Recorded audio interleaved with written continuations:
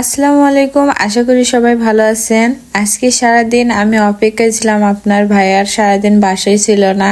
আর কেন অপেক্ষায় ছিলাম সেটা তো আপনারা একটু হলেও বুঝতেই পারছেন। এদিকে আমি আপনার ভাইয়ার উপরে খুব রাগ হয়ে যাচ্ছিলাম যে আজকে সারাদিন বাসায় আসেনি, তো সে নিজে নিজে এত কিছুর প্ল্যান করতে, এগুলো আমি বুঝে ওঠার আগে নিজে সারপ্রাইজ হয়ে গেলাম। আর আমার সেখানে ছিল আমার সব থেকে প্রাণপ্রিয় ভাই সবুজ আরজন ভাইয়া। তো ভাইয়াকে দেখার পরে তো আর আমার রাগ থাকলোই না, আমি এত খুশি হয়ে গেছি। তারপরে আস্তে আস্তে আমার পাশে আমার বান্ধবীরা, আমার আরো কিছু নিজের আত্মীয় স্বজন ছিল, আমার ননদের ছেলে মেয়ে, সবাই মিলে আমরা এখানে একটু ছোটখাটো করে একটা আয়োজন করছি। আর এখানে আমার বান্ধবীর হাসি দেখে আপনারা কেউ ক্রাশ খায়েন না। তো অনেকদিন পরে আমার 100K উপলক্ষে সবাই একটু একসঙ্গে হওয়ার পরে অনেক গল্প গুজব হচ্ছিল, সঙ্গে সঙ্গে একটু হাতে হাতে সবাই মিলে কাজ করতেছি। আসলে আগে আগে ভাবলে কোনো কিছুই হয় না, এটা বাস্তব। কারণ আমি এটা তার প্রমাণ।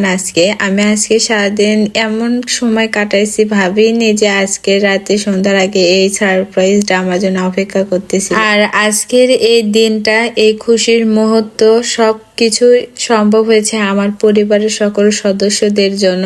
তো আমার তরফ থেকে তাদের আন্তরিক একটা ভালোবাসা তো থাকবে, তার সঙ্গে তাদের শুভকামনাও আমি চাই, কারণ তারা একসঙ্গে আমরা সবাই কাজ করে এগিয়ে যাই।